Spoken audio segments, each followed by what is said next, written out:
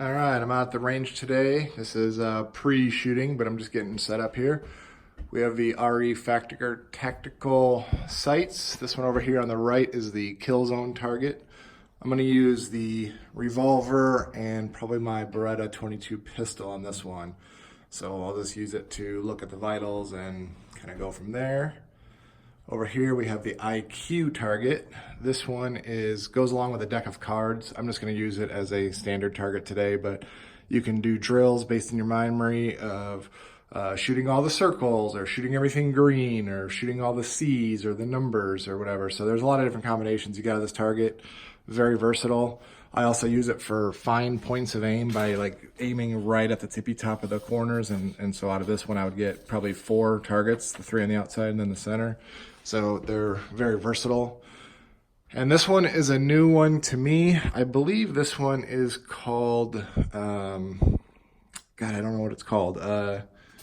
But it's on their website. I'll put a link to it directly, but it has a bunch of targets for sight in. So I'm going to use this to sight in the rifles and kind of go from there and then use the other targets for different drills. So I'll splice this in with some shooting videos and you'll see how they work in practice. All right, today we are talking about the Ruger Charger.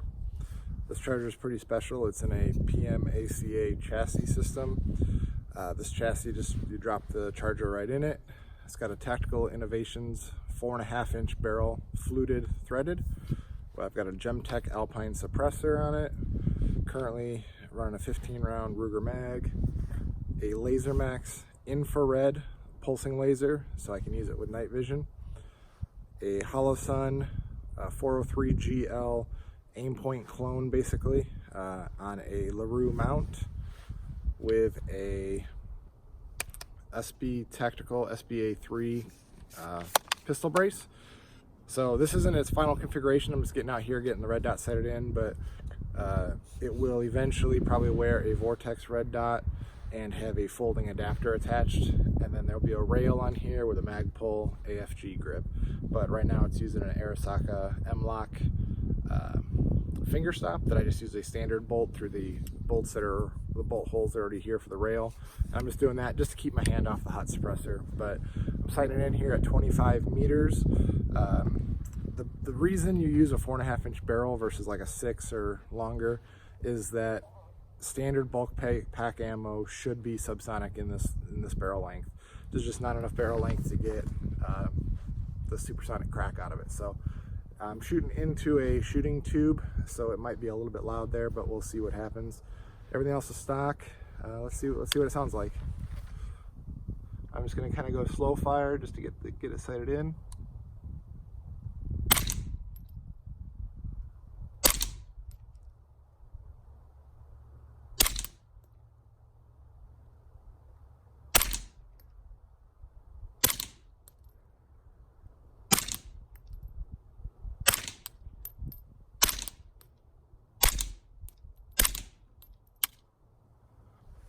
Okay, pretty darn quiet as you can see. This is a very fun gun. When I get the folding adapter on it, it'll be insanely short, and hopefully with the rail on it I can grip it a little bit more standard, and should be a really fun gun. Let's go see where it's printing at, and we'll adjust the sights and keep going from there.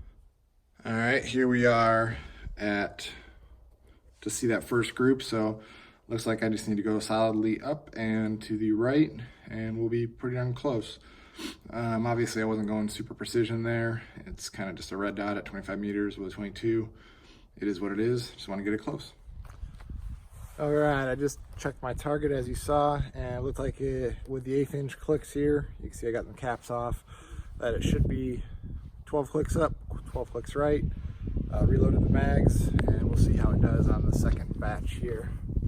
Let's see, did I load that? No.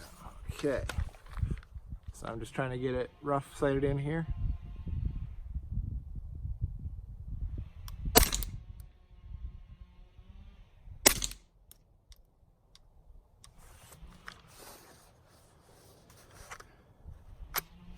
And I got a dented case here. Let's pull that out.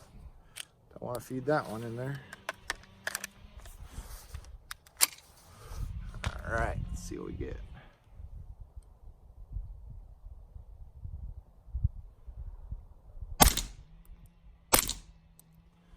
All right, so now to save me 25 yards of walk-in, or 25 meters, I've got this Vortex Recon RT. It's a 15 by 50 power handheld monocular, and it's got a mil-dot reticle in it. So, or it's actually got a milling reticle in it. So I don't need to walk all the way up there. And it looks like I'm pretty well on the money. I'm gonna throw a few more down there to see if I can get a clear hole. Or actually, I might go at a different target, but let's see what it does. I might go over it after a different target, I think. Go over one of those little boxes.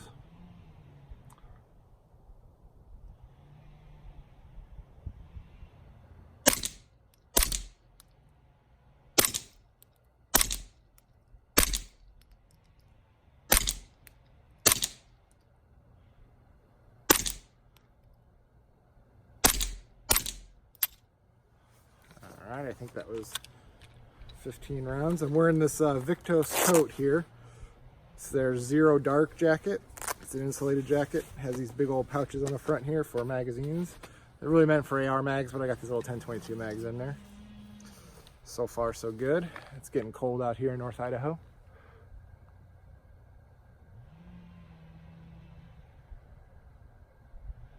I'm gonna probably call that good enough. Most of those shots hit on the right side of the target there.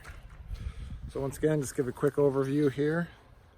PMACA chassis, Gemtech Alpine suppressor, Tactical Innovations 4.5-inch fluted bull barrel, Laser Max laser, IR laser specifically, a Holosun 403 GL aim point clone, SB Tactical SBA3 brace.